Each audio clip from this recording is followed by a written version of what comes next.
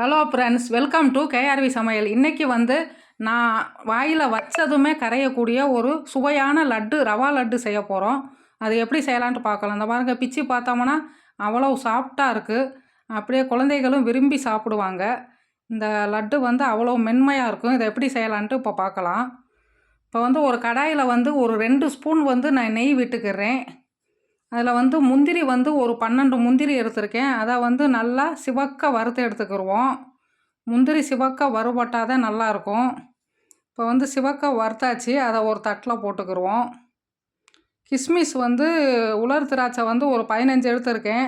அதை நல்லா உப்பி வர்ற வரைக்கும் வறுத்து எடுத்துக்கிறணும். கேஆர்வி சமையலை சப்ஸ்கிரைப் பண்ணாதவங்க மறக்காமல் சப்ஸ்கிரைப் பண்ணிடுங்க. லைக் பண்ணுங்கள், ஃப்ரெண்ட்ஸ்களுக்கு ஷேர் பண்ணுங்கள், பெல் பட்டனை கிளிக் பண்ணுங்கள். இப்போ திராட்சையும் நல்லா உப்பி வந்துருச்சு. இதையும் ஒரு தட்டில் எடுத்து வச்சுக்கிடுவோம். 1 கிளாஸ் நான் வெள்ளை ரவை எடுத்திருக்கேன். அதை அதே நெய்யில் போட்டு வறுத்து எடுத்துக்கிடுவோம். ஒரு 7 நிமிஷம் அப்படியே சிம்முலையே வச்சு நல்லா வறுக்கணும். அப்படியே உதிரி உதிரியாக ரவை வரணும். பச்சை வாசனை இல்லாமல் வறுக்கணும். ரவை வறுபடும் போது ஒரு நெய் வாசனை வரும், வறுபட்ட வாசனை.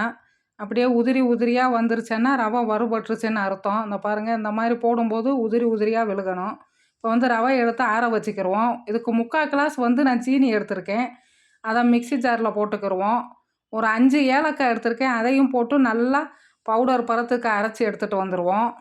இப்போ நல்லா அரைச்சாச்சு. இந்த ரவை எடுத்து ஆற வச்சோம்ல வறுத்து, அதையும் போட்டு இந்த சுகர் கூடயே ஒரே ஒரு சுற்று மட்டும் சுற்றி எடுத்துக்கிடுவோம். அப்போ தான் நல்லா எல்லாம் ஒன்று போல் மிக்ஸ் ஆகி வந்துடும். இப்போ அரைச்சிட்டு வந்தாச்சு. எல்லாம் இதை ஒரு கிண்ணத்தில் கொட்டிக்கிடுவோம். இப்போ கிண்ணத்தில் கொட்டியாச்சு. அடுத்து முந்திரி கிஸ்மிஸ் எல்லாம் வறுத்து வச்சோம்ல, அதையும் போட்டுட்டு நல்லா கலந்து விட்டுக்கிடுவோம். இப்போ அதையும் நல்லா கலந்து விட்டுக்கிடுவோம். இதுக்கு நான் 1/2 கிளாஸ் பால் கொஞ்சம் எடுத்து வச்சுருக்கேன். எவ்வளோ தேவையோ அவ்வளோ ஊற்றிக்கிடலாம். 2 ஸ்பூன் நெய்யை விட்டுட்டு திரும்பவும் இந்த மாவை ரவையை கலந்து விட்டுக்கிடுவோம். இதுக்கு திராட்சை முந்திரி வறுக்கிறதுக்கு 2 ஸ்பூனு, இப்போ ஒரு 2 ஸ்பூன், மொத்தமே 4 ஸ்பூன் நெய் தான் இதுக்கு தேவைப்படும். இப்போ பால் கொஞ்சம் விட்டுட்டு கலந்துக்கிடுவோம். அப்புறமா தேவைப்பட்டால் விட்டுக்கிடுவோம். இப்போ பால் ஊற்றி எல்லாத்தையும் நல்லா கலந்து விட்டுக்கிடுவோம். என்ன நல்லா இப்போ பிசைஞ்சாச்சு. இந்த மாதிரி நல்லா பிசைஞ்சு வச்சுக்கிடுவோம். எனக்கு பால் அவ்வளோதான் தேவைப்பட்டுச்சு. மொத்தமே 1/4 கிளாஸ் பால் தான் தேவைப்பட்டுச்சு. அதுலேயே நல்லா மிக்ஸ் ஆயிடுச்சு. இப்போ கையில் நெய்யை தடவிட்டு ஒவ்வொரு உருண்டையாக பிடிச்சிக்கிடுவோம். கையில் நெய் தடவிட்டு பிடிக்கும்போது உருண்டை ஒட்டாமல் வரும்.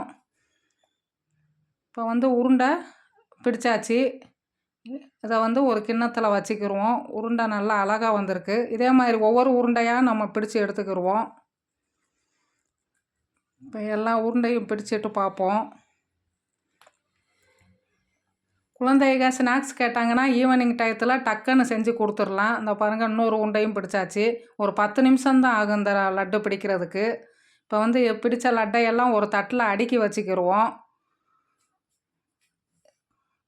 இது குழந்தைகள்லேருந்து பெரியவங்க வரைக்கும் விரும்பி சாப்பிட்லாம். வாயில் வச்ச உடனே கரைஞ்சிரும். அந்த அளவுக்கு சாஃப்டாக இருக்கும், டேஸ்ட்டாகவும் இருக்கும். குழந்தைங்க கேட்டு வாங்கி திரும்ப திரும்ப சாப்பிடுவாங்க. இந்த லீவ் டயத்தில் இதை நீங்கள் செஞ்சு கொடுங்க.